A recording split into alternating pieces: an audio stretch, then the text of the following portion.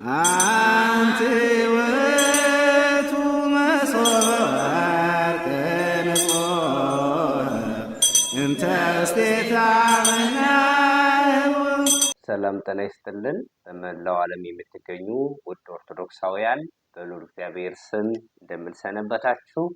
በዛሬው ዕለት የገና ጾም ገሃድ አለው ወይንስ የለው የሚለው ጥያቄ ብዙዎችን ግራ ያጋባልና ለዚህ በቂ የሆነ መልስ ለመስጠት ነው የመጣሁት።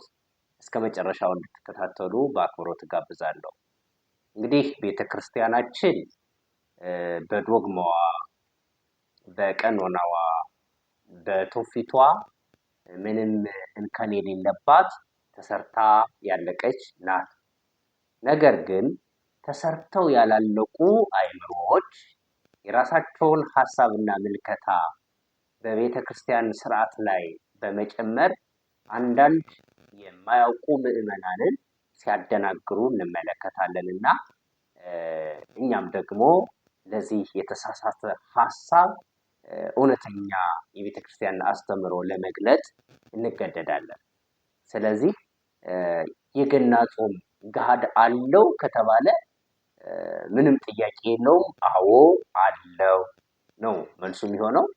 ነገር ግን ወደዚህ መልሱ ከመሄዳችን በፊት የሰዎችን ሐሳብና መልከታ ማስቀደም ያስፈልጋል። ብዙ ሰዎች የገና ጾም ገሃድ የለውም ሲሉ እንሰማቸዋለን። ማስረጃ መጽሐፍ አላችሁ ብለን ብንጠይቃቸው ምንም አይነት መጽሐፍ አይጠቅሱም። ምንም አይነት ማስረጃ ስለሌለ ሊሆን የሚችለው እንደ ማስረጃ የሚያቀርቡት ሎጂካቸው ነው። ሎጂካቸው ምን ይላል? የገና ጾሙ ምንጊዜም ጾም ነው።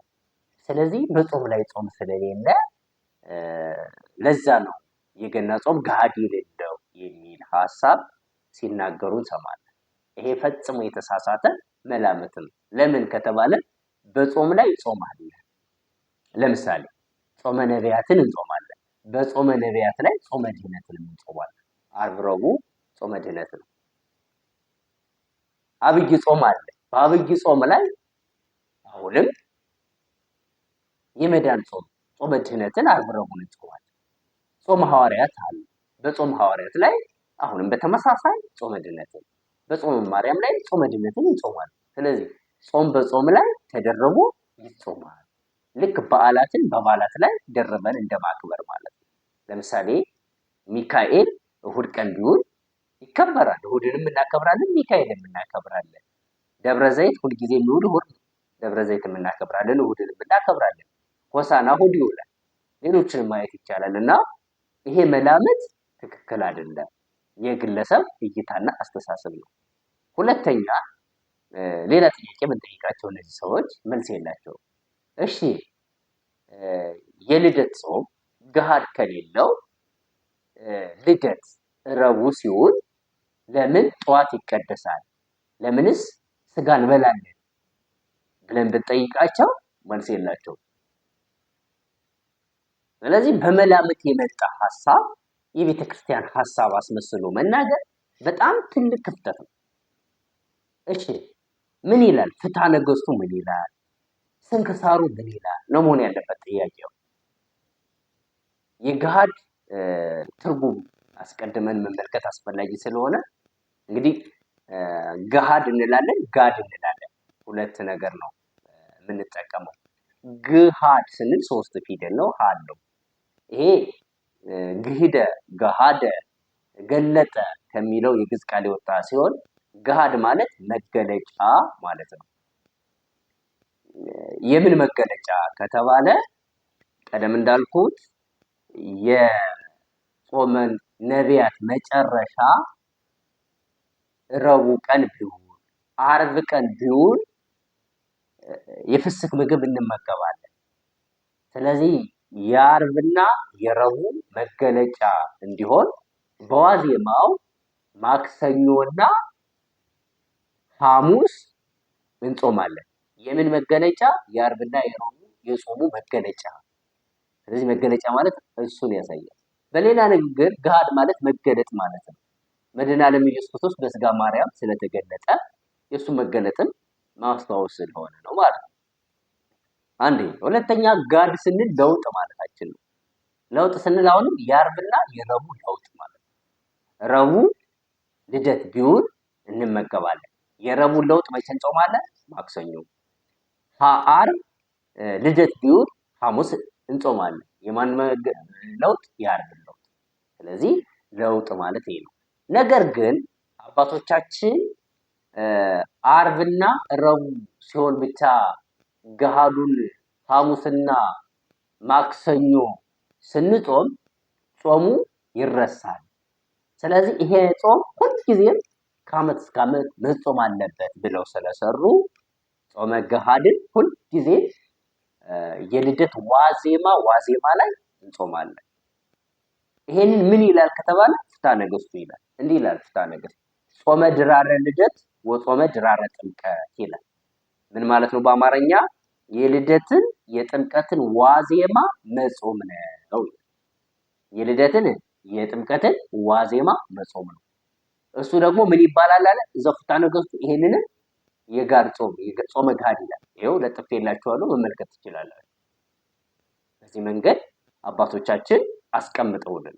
ስለዚህ የሰው ድርሻ የኛ ድርሻ ፍትሐ ነገሥትን እንዳለ መቀበል እንጂ ከፍትሐ ነገሥት ሀሳብ ወጥተን በራሳችን ሎጂክ እና መላምት እንዲህ ሊሆን አይችልም ብለን መናገር ቀደም እንዳልኩት ተሰርቶ ያላለቀ የአእምሮ ጉዳይ ነው የሚሆነው።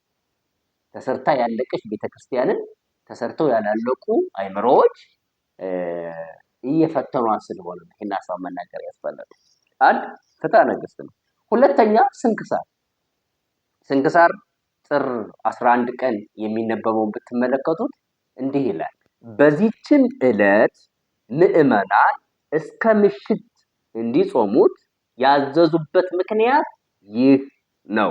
የልደትና የጥምቀት በዓል በረቡዕ ወይንም በዓርብ ቀን ቢሆን በበዓለ ሐምሳ የሚበላውን የጥሉላት መብል በጠዋት በመብላት ምዕመናን ሁሉ በዓሉን እንዲያከብሩ የከበሩ አባቶቻችን አዝዘዋል።